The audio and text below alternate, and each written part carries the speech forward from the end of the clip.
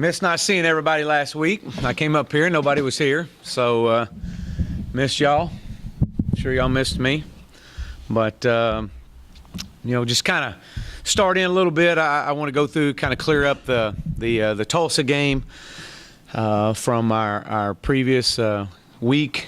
Offensively, I thought overall it was our best performance, but still wasn't enough.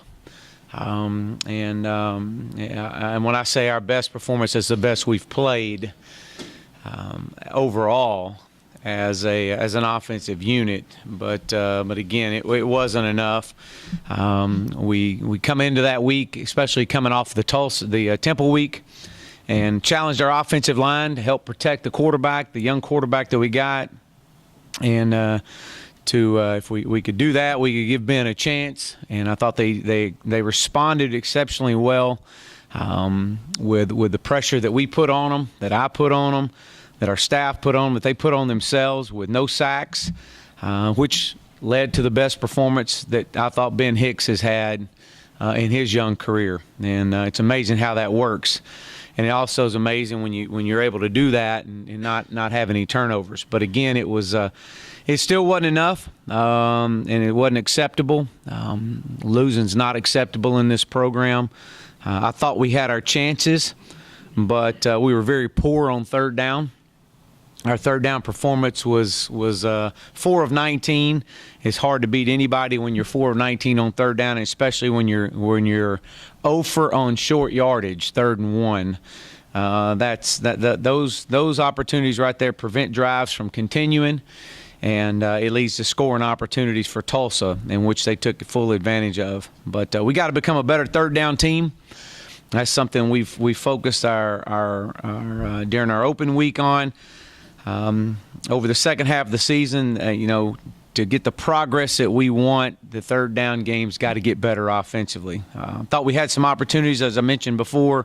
We had 2 rail routes up the sidelines, one to Braden West, one to James Prochet, that in regulation late in the fourth quarter, that I would have led to a scoring opportunity. I don't know if they would have scored. I don't know if Braden would have scored on it, but he would have definitely got down into if it wasn't a touchdown, it was going to definitely be down into a scoring opportunity for us with a first down, keeping the chains moving, keeping their offense off the field. I thought we had an inside zone play in regulation in the final 30 seconds of the game that we were so close. Thought we were going to get through there, and we tripped up over our own guy with Braden, and that would have ended the game, which in regulation we missed a protection call in regulation with a rail route up the sideline to Jeremiah Gaines, that we had our protection called wrong, and that would have gave Ben an opportunity to hold the ball just a little bit longer and get Jeremiah up the sidelines, which he was going to be wide open. So those were our opportunities. We didn't make them. And, from a defensive standpoint, I thought we played hard. We played extremely physical. But we had 3 critical mistakes on misalignments, on crucial drives that led to touchdown runs. And we gave up 300-plus yards of rushing, which against any team, it demoralizes you. It deflates you, especially when they're able to run the football. And when you line up and you miss your gap, you go out and you cover a number 3 receiver because you see that no one was out there on him as a linebacker, and which wasn't his job to begin with. We had a safety over the top, but he goes out, does his own thing. When he does, he leaves the gap open, and it's amazing how things happen, that the ball seems to find the areas when you make your most opportune mistakes, and they did that on 3 of them. 2 of them were on the same drive, but they were efficient on third down. You got to give them credit. And to keep drives alive and their scoring opportunities. I thought the turning point in the game came with about the 3:48 mark in the first half. It's a moment, what we call our 4 over 4 moments. It's the 4 minutes before half, and it's the 4 minutes after half that we put so much emphasis on and have since last January. We're fully aware of the moment. Everybody on the sideline is talking about the moment. Hey, it's a 4 over 4 moment for us. 3:48 on the clock. We just scored a field goal because we were unable to convert a 3rd and short. We have to settle for a field goal. Josh did a great job with that. And so we kick off to them, and we get 2 personal fouls. We had 6 penalties last week. 5 of them were on special teams. 2 of them were on this one play I'm about to talk about, which led to 2 personal fouls. Just absolute mistakes. It cannot happen. No one coaches it, and it's unacceptable, and leads them to start the drive on the plus 27-yard line. And for our defense to come out on the field and hold them just to a field goal was shows the effort, shows the improvement that our defense has made. We get the ball right back after holding them to a field goal, and our inability to convert 3rd and 1 led us to have to punt the football under 2 minutes, right around the 2-minute mark, and was the best punt of the night by Jamie. They have to go 92 yards, and they did it in 1:06. So with 5 first downs. So when you start looking at those moments, the final 3 minutes and 48 seconds of half, you give up 10 points. And those are the moments you can't have. Good football teams find a way to finish a half and start a second half, and that's an area that we've put so much emphasis on. And for us to achieve the results that we want to achieve over the next 46 days and the next 6 games, those are areas that we got to eliminate, and we've got to put points on the board. At worst, just go into 4-over-4 moments with a split, and but don't give up points, and that's happened each of the last 2 weeks. So again, very demoralizing when that happens, and devastating in the locker room. I thought our kids played exceptionally hard. We had our chances in overtime, and as hurt as I've seen a locker room since I've been here in 18 games, which shows you care, that they care, that they believe, and that we were so close. And I firmly believe that this program is exceptionally close right now, extremely close. We just need a break. You create your own breaks is what I shared with our football team. And going into our open week, we don't give guys off. We don't give them a day off. There's no such thing in this program as a day off. We'll give them mental conditioning days, but it's an opportunity for our guys to get their minds right as they finish the final 46 games or 46 days. And we're going to do it one day at a time, 46 more times. And so we gave them Saturday and Sunday after the Tulsa game as a mental conditioning day. We practiced Monday through Thursday. We got our high rep guys some rest. Your Braden West, the guys, Justin Lawler, the guys that have gotten exceptionally amount of high reps over the first half of the season, got them some rest and let them get mental rest, or mental reps as they went through practice over the last those 4 days. Give us an opportunity to go back to fundamentals, things you can't focus on during the course of a season because you're too worried about game planning. So we're able to dial back and do some more fundamentals, work on some things, tackling, things that footwork drills. But the open week was good for us. We were able to get some guys back healthy. This is as healthy of a football team as we've had since early in the year. Considering we have lost 8 guys for the year, it's as healthy as we can possibly be. Some opportunities for some live work. There was a lot of good work out there this week. We were full pads, so that was good to see. We had some scrimmage opportunities for our younger players, and to be able to see how they respond in some game situations, and so that was good to see as well. But then we took mental conditioning days on Friday and Saturday, and then we were back into our routine on Sunday with a team meeting and our training session Sunday night. So, but looking forward to this opportunity this week that it presents for our program and our young team. We are one of the youngest teams in all of college football. Again, this is the second year in a row for that. Hopefully one of these days I'll be able to sit up here and tell you we're a veteran team, but we're not at this point. We're playing 35 of the 47 kids that we signed. over the last 2 years. This is the 8th youngest offensive producing football team in all of college football, where 90% of all the production is coming out of our freshmen and sophomores. You can look at that as being good or bad, because you're playing that many young guys. There are mistakes that are made, but we're going to have to play up to our standard this week. This Saturday at 6 o'clock. There's no doubt about that. They're very talented. They have a quarterback that's playing as well as any quarterback in the country. Offensively, Greg Ward makes them right, and he covers for any deficiencies that they might have. While I haven't seen any deficiencies, he definitely is everything and more of what you expect in your quarterback. He's playing exceptionally well and has played exceptionally well for the last 3 years when he took over the job, and no one stopped him yet. And so we've got our work cut out for us. No question, he's one of the best players, if not the best player in our conference right now, and definitely one of the tops in the country, as I mentioned. He does an exceptional job of extending the plays with his feet and his eyes. That's where he becomes so efficient, is when he gets flushed out of the pocket. And he's got everybody dropping into pass coverage, or he has to sit back in the pocket and keeps his eyes down the field. He's got a great instinct. He knows when to take off and run for it. He's gritty.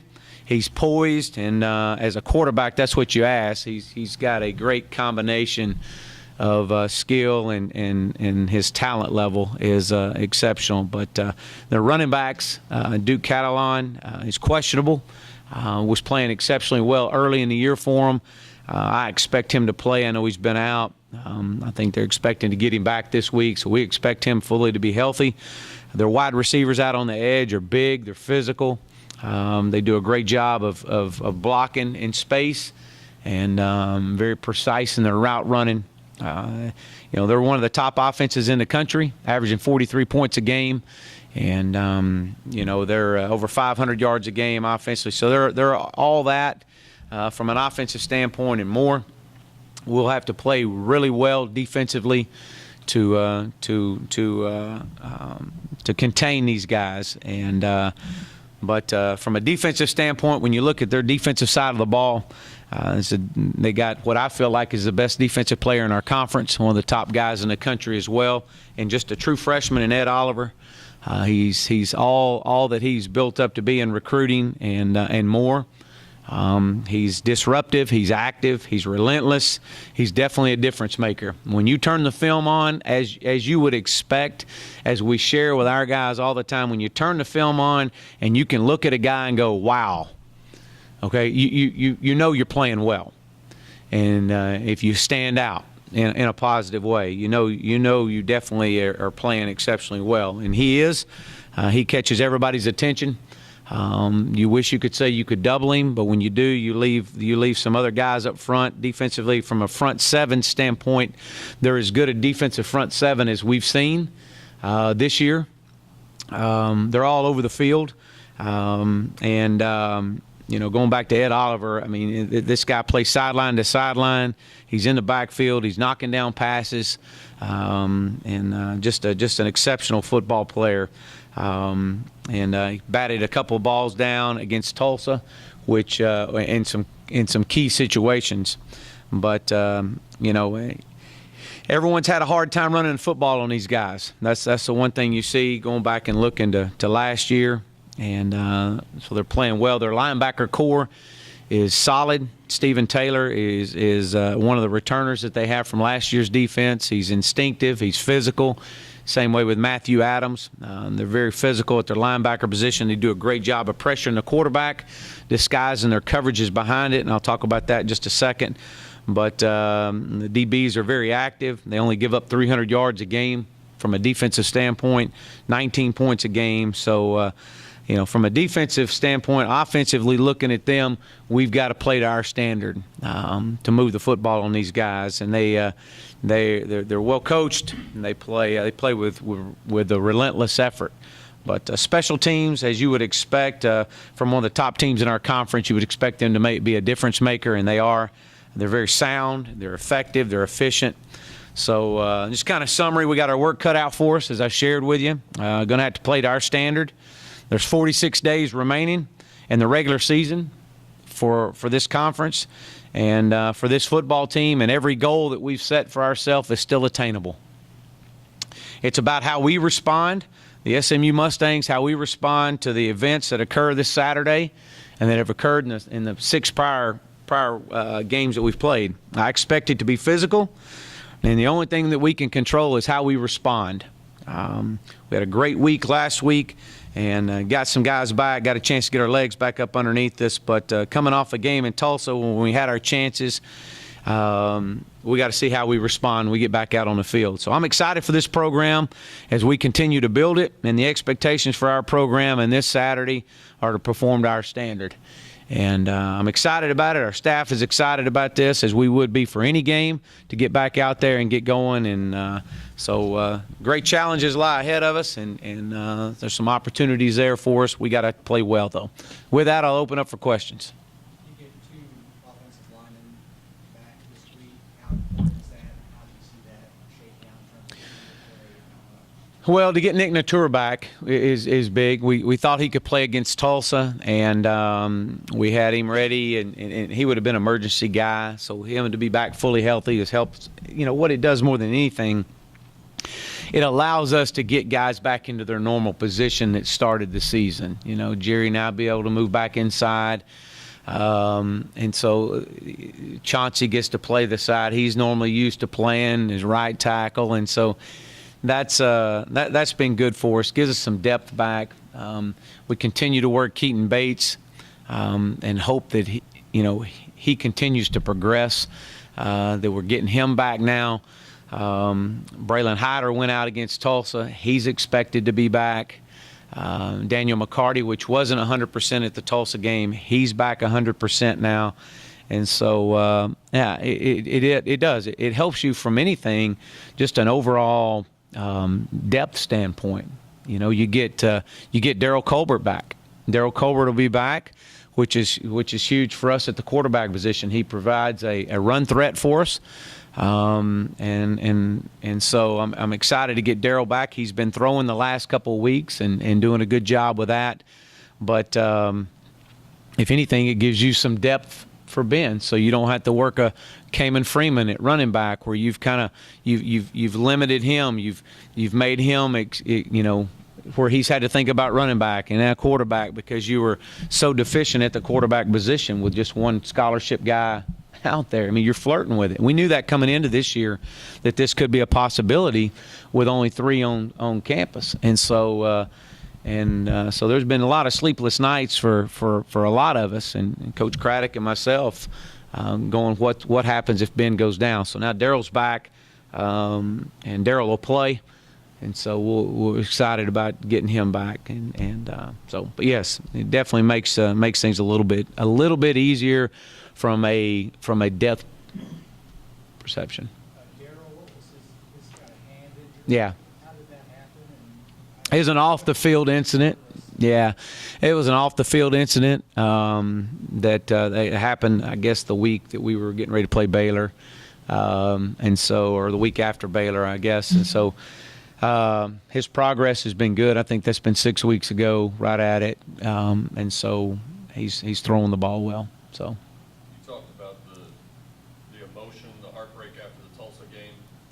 What did you and your staff do to try to help the guys get through it when you have an off week, and it might be natural for the guys to let down a little bit after a tough loss like that? How do you keep them up and focused in the off week? Well, back into our open week, and again, like I said, we don't believe in anything off week around here, but what I would say is the biggest thing we had to do is we had to talk about the mental preparation of this game, and it was all about how you're going to respond. And they're not going to cancel the season.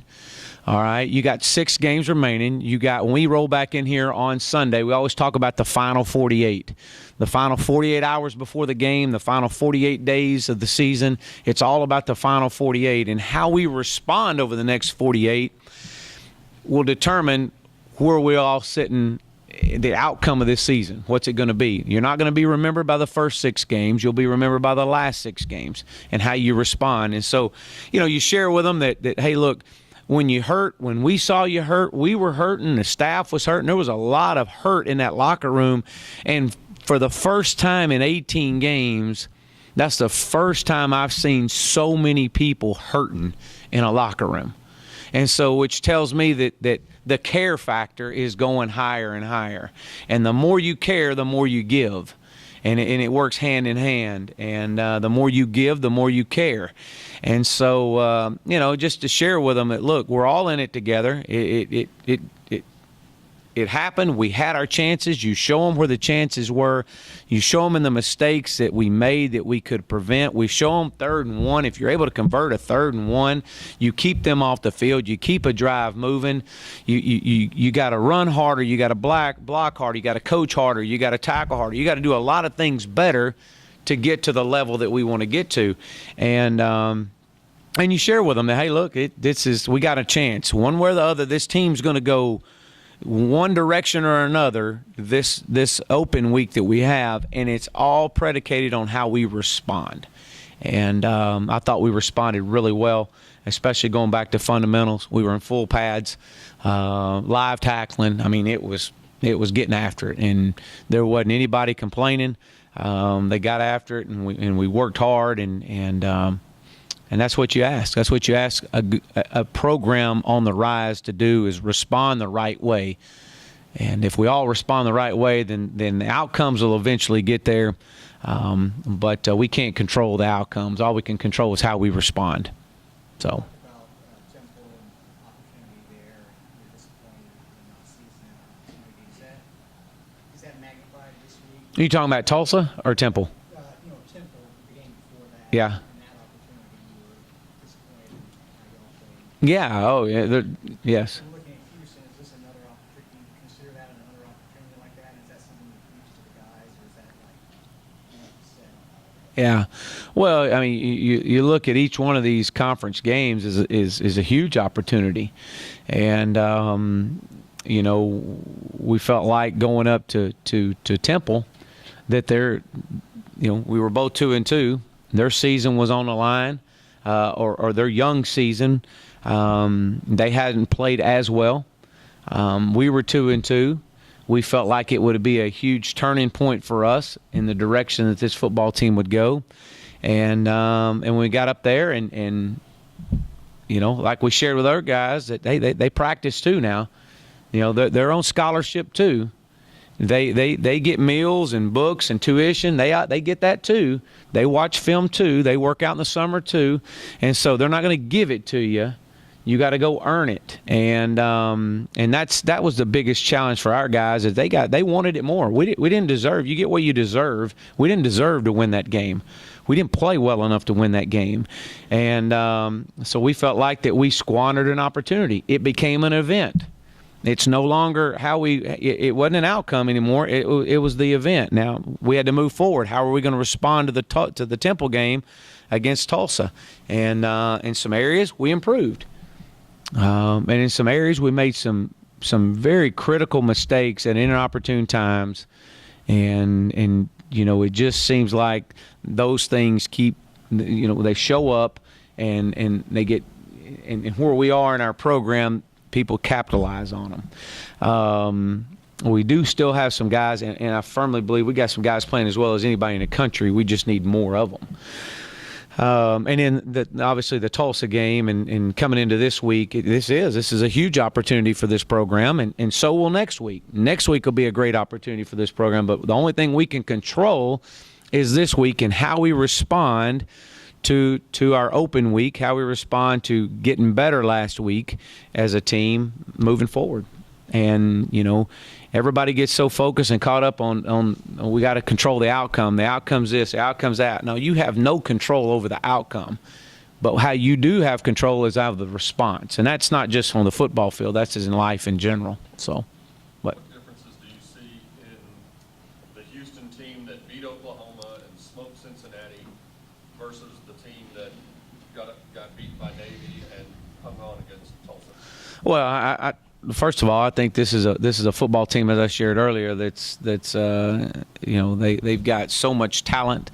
They're playing well. I know that they've gotten some injuries along the way, as we all have. That's part of football. They've got guys that are stepping in and are making plays. They're young in some areas. But I've watched every one of their ball games and numerous times and on all sides of the ball, all phases of the game, and they're playing pretty well. I can't find too many deficiencies in them right now. So During the bye week, I'm sorry. during the bye week, anybody in particular stand out in practice, and what were some of the things that you were emphasizing? Yeah, I thought we had some young guys that stood out. They got a lot of reps last week, so that was good to see. Some of our guys, I thought Rafe Peavy had a good week as a young guy, as a guy that's not eligible right now. I thought Trey Quinn is going to be a phenomenal football player for us. He's a name you'll hear about, a young guy that's not eligible this year, that had an opportunity to get out there and really get more involved into the team atmosphere of it. He's been injured a little bit, but coming off surgery, but he's been back, been able to go through some things. So it was good to see him get out and get some live reps. Noah Spears is another one that you see getting some good live reps.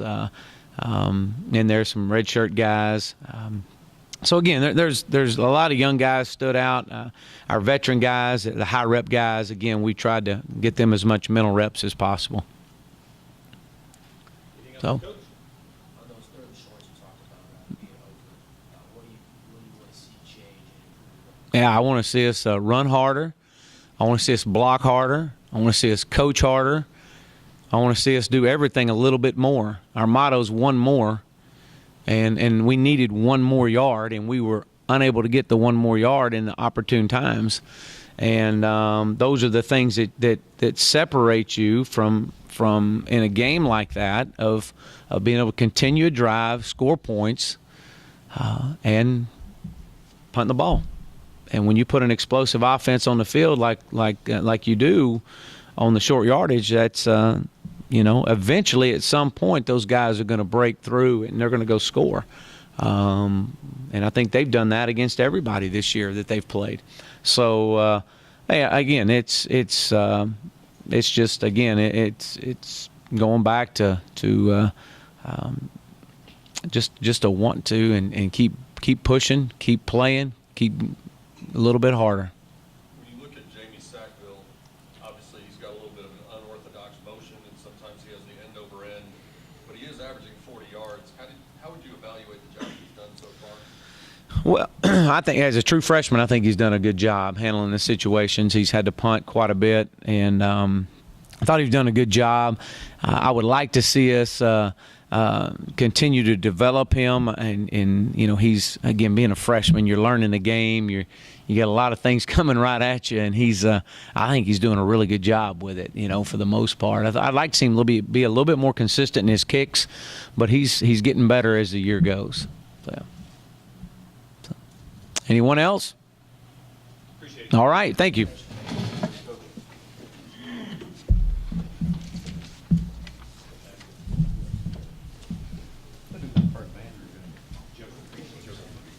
I know, I'm waiting for that too.